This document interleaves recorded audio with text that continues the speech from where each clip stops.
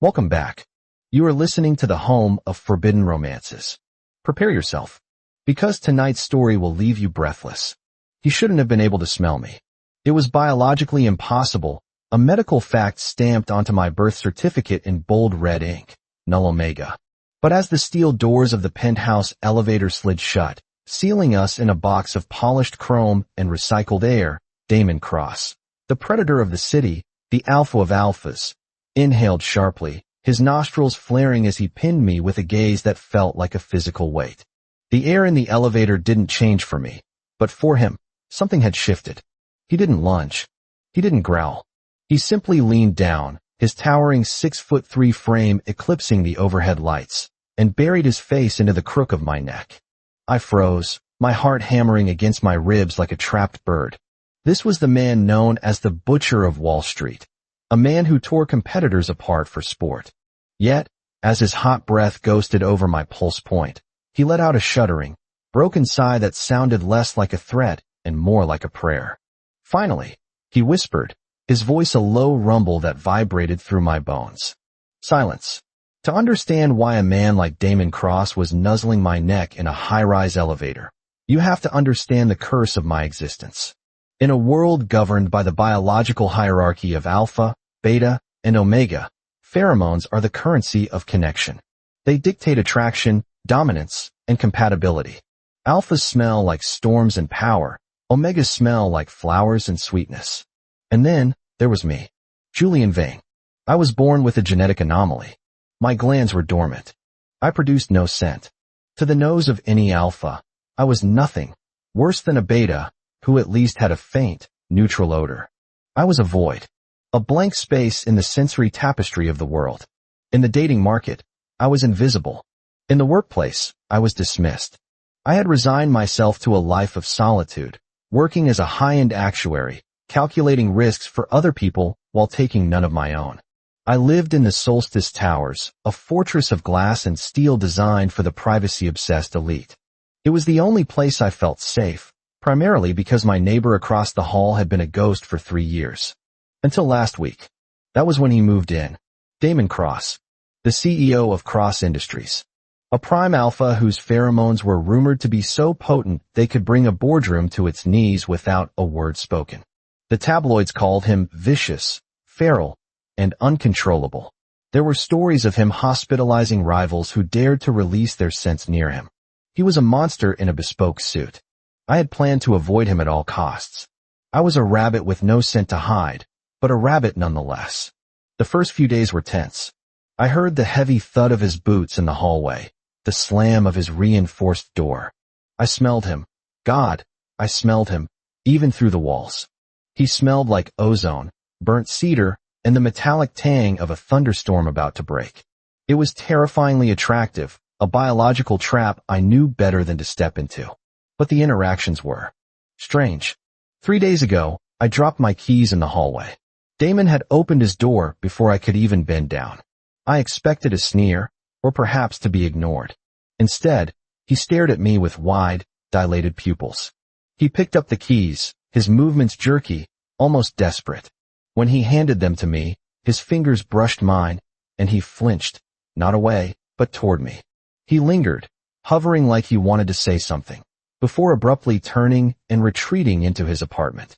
2 days ago, I found a basket of rare, imported fruits at my doorstep. No note. Just thousands of dollars worth of produce sitting on my welcome mat. And today, the elevator. The doors chimed, signaling the lobby, but Damon didn't move. He kept his face pressed to my neck, his chest heaving. Mr. Cross, I squeaked, my voice betraying my fear. The doors are opening. He groaned, a sound of genuine pain. Don't go.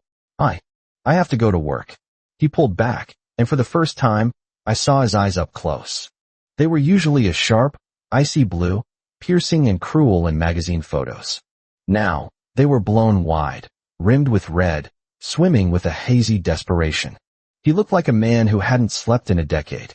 Work, he repeated, the word tasting foreign on his tongue. He looked at me, really looked at me, as if trying to solve a puzzle. You don't smell like them. I know, I said defensively, clutching my briefcase. I'm a null. I don't smell like anything. Exactly. He breathed, a strange reverence in his tone. You smell like nothing. It's quiet. It's so quiet when you're here. He reached out, his hand hovering over my shoulder, trembling. It was the gesture of a man reaching for water in a desert. Just 5 more minutes. Please. The butcher of Wall Street was begging. I stepped back, the survival instinct finally kicking in over the confusion. I have to go. I slipped past him, rushing into the lobby. As the doors closed behind me, I caught one last glimpse of him. He wasn't angry. He was slumped against the elevator wall, looking utterly defeated, staring at the empty space I had occupied with the eyes of a dog whose master had just left for the day. The logic didn't track. Alphas, especially primes like Damon, craved potent omega pheromones, sweet lilies, vanilla, citrus. They wanted scents that triggered their biology, that promised submission and compatibility. A null omega should be repulsive to him, a biological dead end. I tried to focus on my spreadsheets, but the image of Damon's haunted eyes burned in my mind. When I returned home that evening, there was a security detail outside his door. 2 large men in black suits, betas, stood guard. They eyed me suspiciously as I unlocked my door. Mr. Vane, one of them asked. I froze. Yes. Mr. Cross requested that we give you this. The guard handed me a small, velvet box. My stomach dropped. Was this a payoff? A threat? I opened it. Inside was a key card, a platinum access card to the building's private rooftop garden, a space reserved exclusively for the penthouse owners. I technically had access, but Damon had bought the rights to it exclusively upon moving in. He said you might like the fresh air, the guard said, his face impassive. He also said he promises not to approach you if you go up there. He just wants you to be nearby. Why? I asked, bewildered. The guard hesitated, glancing at the closed door of the penthouse. He lowered his voice. Mr. Cross has a condition. Hyperosmia. His senses are dialed up to 11 all the time. To him, living in this city is like living inside a garbage disposal. Everyone stinks. The perfumes, the car exhaust, the fear, the arousal, it's a cacophony.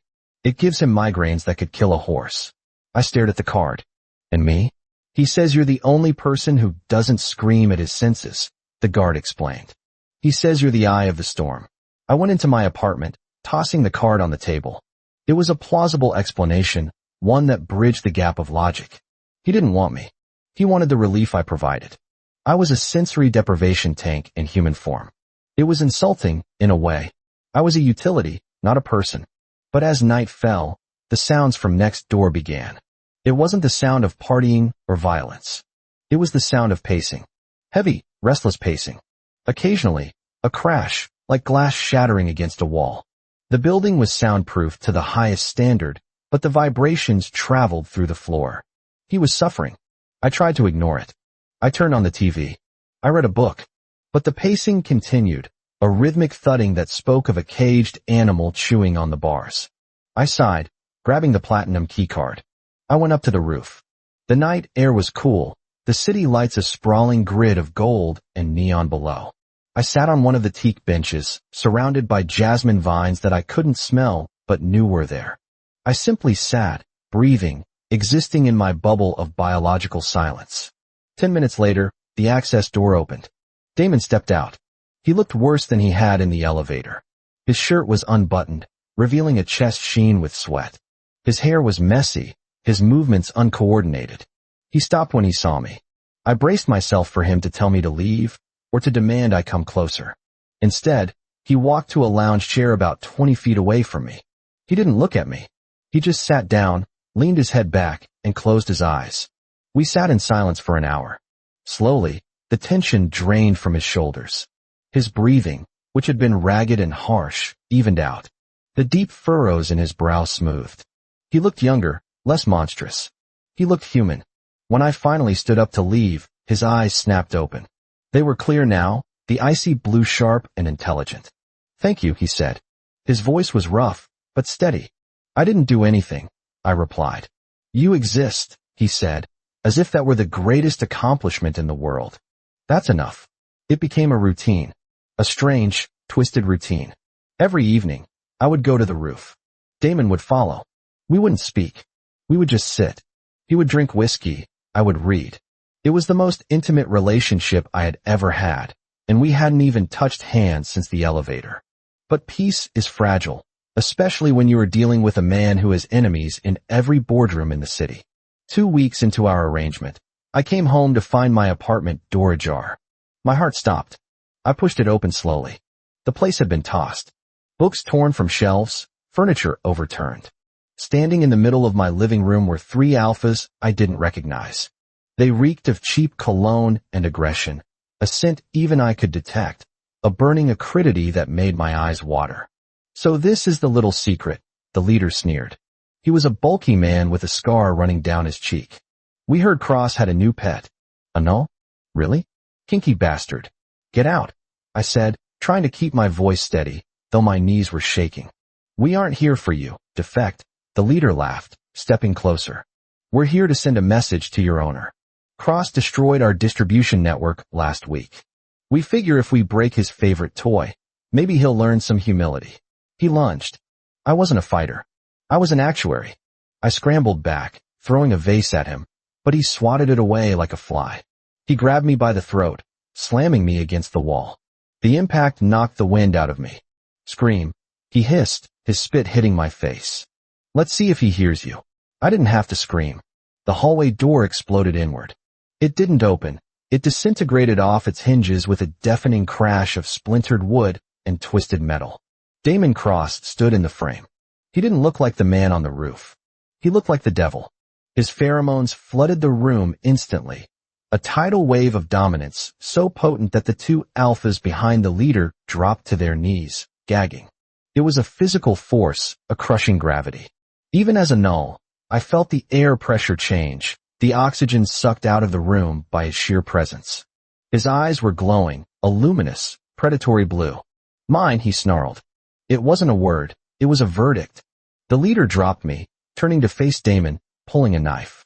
He's just a null Cross. He's nothing. Damon moved faster than humanly possible. One moment he was in the doorway. The next, he had the leader by the face. He didn't punch him. He simply slammed the man's head into the floorboards with a sickening crunch. The other 2 scrambled back, whining like kicked puppies, submitting instantly to the Prime Alpha's aura. Damon didn't care about them.